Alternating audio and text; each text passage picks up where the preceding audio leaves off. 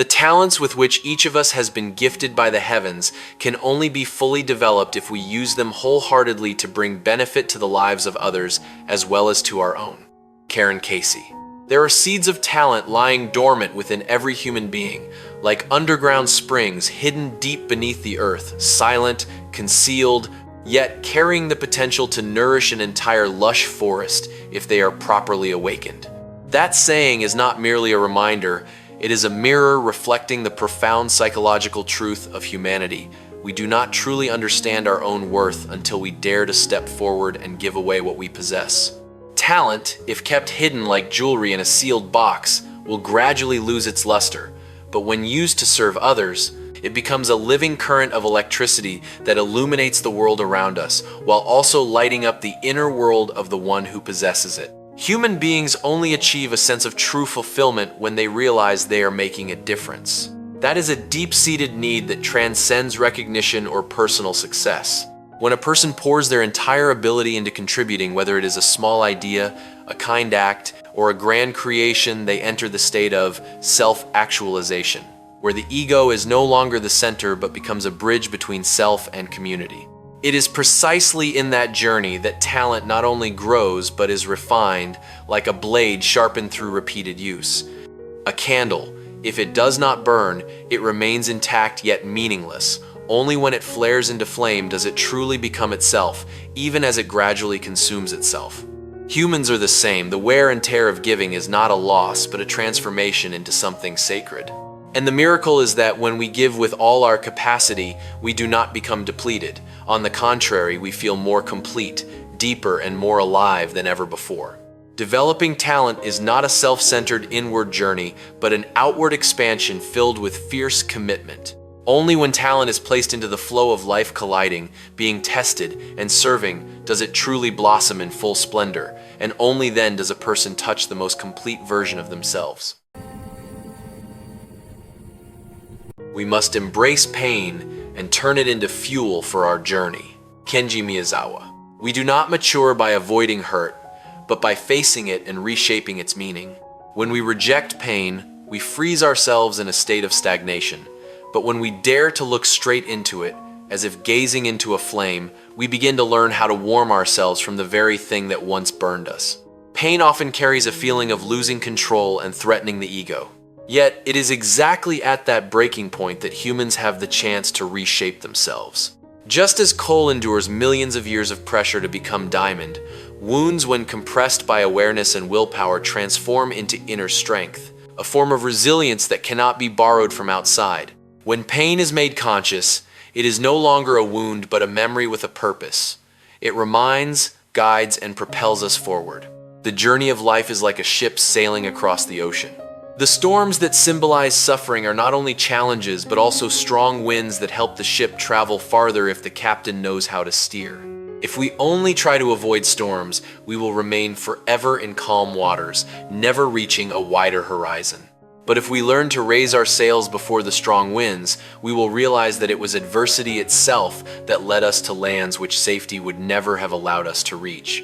What matters is not whether the pain is great or small, but how we choose to respond to it. When we turn suffering into motivation, we reclaim control over our own lives.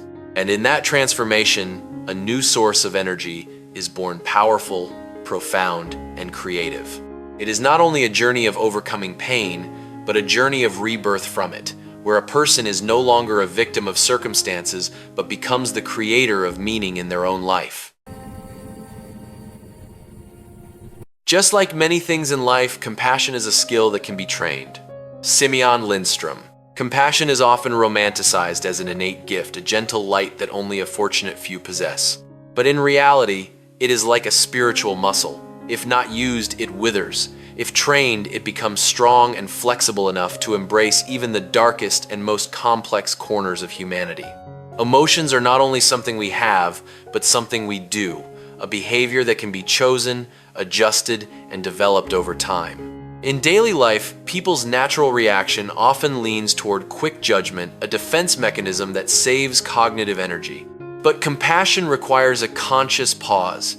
Instead of asking, "Where did this person go wrong?" we learn to ask, "What has this person been through?"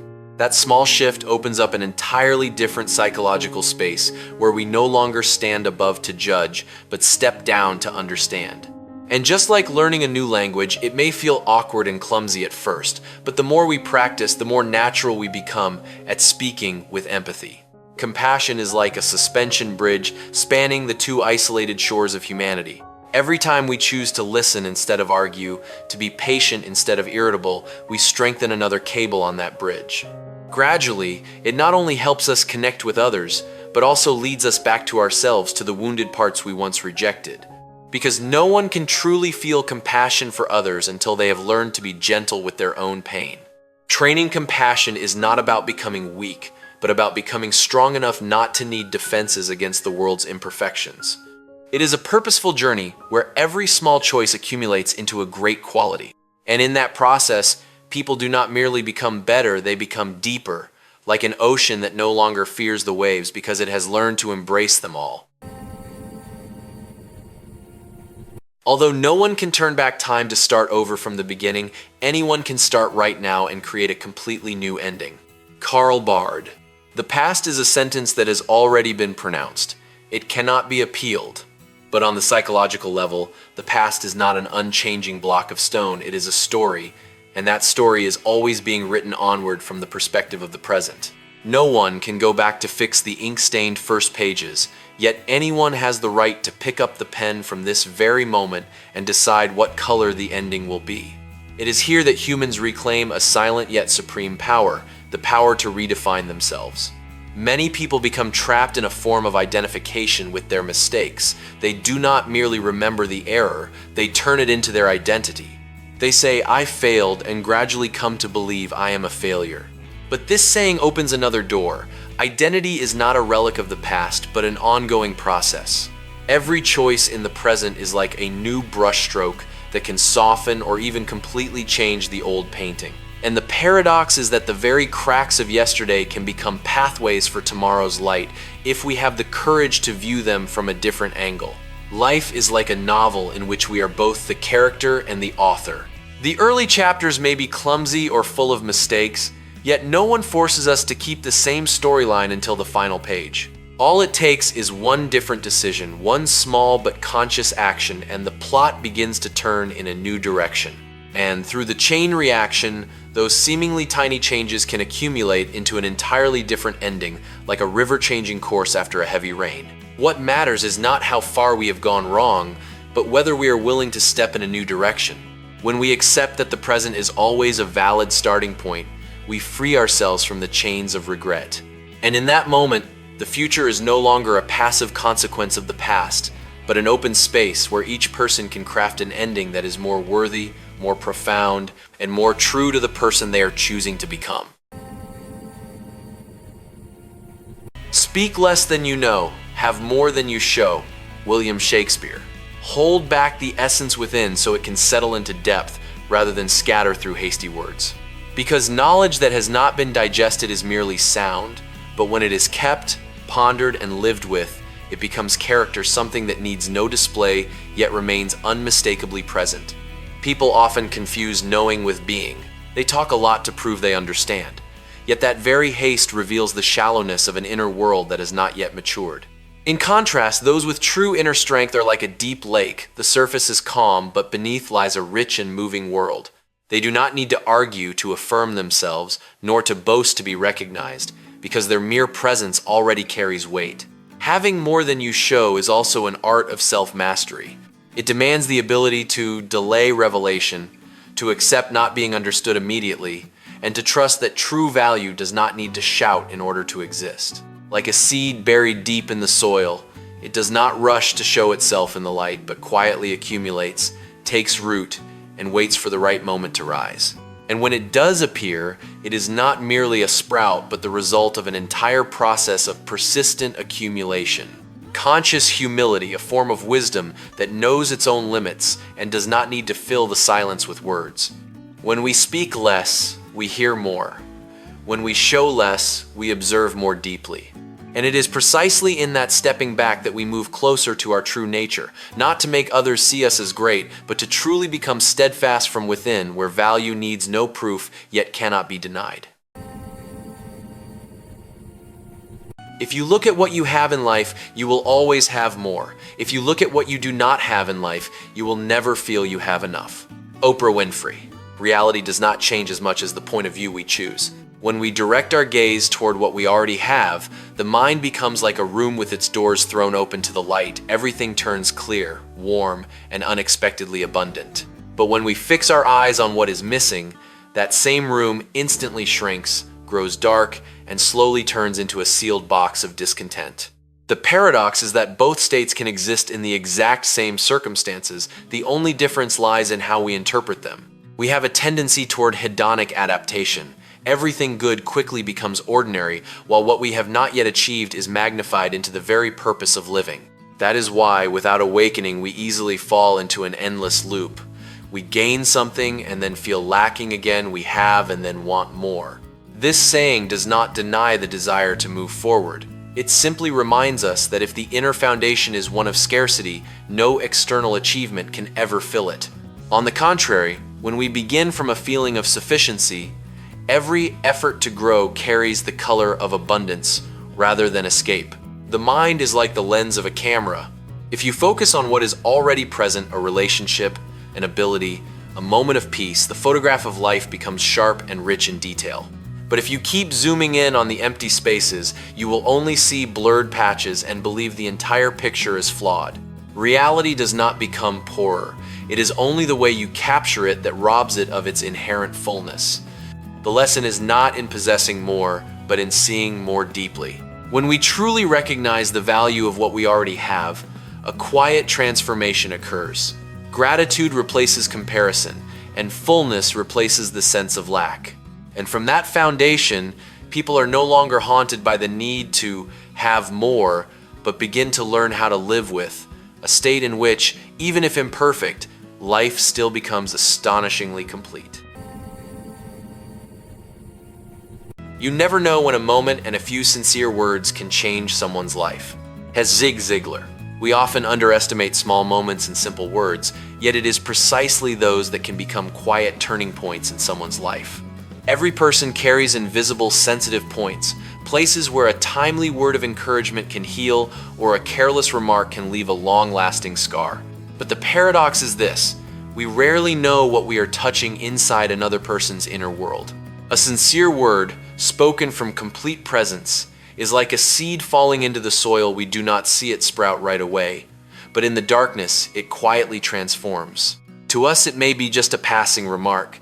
To the listener, it may be the first ray of light in a string of dark days, the confirmation they have waited for so long. And sometimes, those seemingly ordinary moments, a compassionate glance, a nod, a simple "I understand," become the very support that keeps a person from collapsing. People do not live only by grand events. They are shaped by countless small emotional collisions.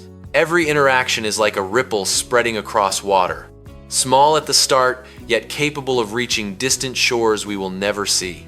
Living with awareness in every word and every moment is not some distant ideal, but a subtle responsibility. We always have the power to influence others, whether we realize it or not. You are walking through a dark room, and you strike a match. That light may seem tiny to you, but to someone else who is lost, it may be the only sign that an exit still exists. And it is in moments like these that people realize the meaning of our presence does not lie in doing something grand, but in being sincere in the things that seem very small. Sometimes our light goes out but is blown into flame again by another human being. Albert Schweitzer. There are times in life when our inner world feels like a room where the wind has blown out the candle. The light that once guided us suddenly vanishes, leaving behind a vague and chilly darkness. We have not exactly collapsed, but we have lost direction. We are not exactly in despair, yet we no longer have enough fire to continue. And then another human being appears, not loudly, not necessarily extraordinary, only with a presence warm enough to act like a gentle breath blowing across the smoldering ashes. The strange thing is that the flame does not come from them, but from within us. They are merely the catalyst that awakens the light we thought we had lost. Humans are resonating beings. We do not exist as isolated islands, but as vibrating strings. One vibration from another can awaken sounds that had been forgotten inside us. When we are near someone carrying positive energy, trust, or compassion, our nervous system gradually tunes itself to that rhythm. It is not dependence, but a subtle form of co-regulation, where we borrow another's light for a moment so we can remember how to shine on our own. A pile of coal that seemed cold and lifeless. All it needs is one timely breath, and the hidden red embers suddenly flare into a brighter flame than before. An encounter between two people is exactly like that. It may not always change the circumstances, but it can change the inner state, and from there change the entire direction. A word of trust, a non-judgmental look, timely companionship, those seemingly small things hold the power to restart the faith we had dropped along the way. We are both the ones who are lit and the ones who can light others. Every meeting carries within it the potential for a quiet rebirth. And when we become aware of that, we begin to step into the world with a careful, deeply humane attitude, because we never know that our own sincere presence might become the small breeze that rekindles a flame waiting to come back to life. For every dream you have, your entire week must align with that dream. Eric Thomas. A dream does not live on imagination alone. It lives through the structure of ordinary days. Many people cradle brilliant aspirations in their minds, yet live scattered weeks in which their actions do not reflect what they long for. And that very misalignment creates a silent tension, a gap between the ideal self and the real self, that slowly erodes our faith in ourselves. Every repeated behavior in a day is a vote cast for the person we are becoming. A dream, if not turned into concrete habits, will forever remain a beautiful but powerless image, like a blueprint that is never built. When we say, your entire week must align with that dream, it demands a complete reorganization of our micro-life, from how we use time and choose priorities, to when we say yes or no to seemingly trivial things. A dream is like a mountain. Each day of the week is a step. No single step is large enough to reach the summit immediately, but every step must head in the right direction. If we deviate even slightly each day, the distance will grow without us noticing. On the other hand, when every small action is aligned with the big goal, an unstoppable accumulating force is formed, slow but irreversible. Discipline is not coercion, it is loyalty to the future version of ourselves. When we arrange the entire week to serve a dream, we are sending a clear signal to our inner self that this matters. And over time, that very consistency not only brings us closer to the goal, but also reshapes our identity, turning the dream from a distant wish into an inseparable part of who we are. Don't say you don't have enough time. Every day you have exactly the same number of hours as Helen Keller, Pasteur, Michelangelo, Mother Teresa, Leonardo da Vinci, Thomas Jefferson, and Albert Einstein. H. Jackson Brown Jr. Every day, you possess the exact same 24 hours as Helen Keller, Louis Pasteur, Michelangelo, Mother Teresa, Leonardo da Vinci, Thomas Jefferson, or Albert Einstein, people who turned time into legacy. The difference does not lie in the number of hours, but in how they defined each hour. I don't have time is often a clever self-defense mechanism, a way to avoid facing the truth that we have simply not chosen what is important. Because every time we say, I have no time, we are really saying this is not important enough for me to sacrifice something else. Great people did not have extra time, they simply had a value system clear enough to cut away everything that did not serve their purpose. They did not scatter their energy on everything, but focused it like a laser, concentrated, precise, and penetrating. Time is like a stream of water flowing through your hands each day. You cannot hold it back, but you can decide the direction of its flow to water the seeds or let it drift away meaninglessly. If you do not actively guide it, it will find its own way into easy habits, comfortable procrastination, and invisible distractions. And then you will feel busy, yet not progressing. A state of consumption without accumulation. It is not about managing time, but about managing yourself within time. When you begin to see each hour as a unit of conscious choice, you will realize that life is not decided by rare grand moments, but by how you use the very ordinary stretches of time. And in that awareness, the excuse of not having enough time gradually dissolves, giving way to a deeper question: what am I using my time to become?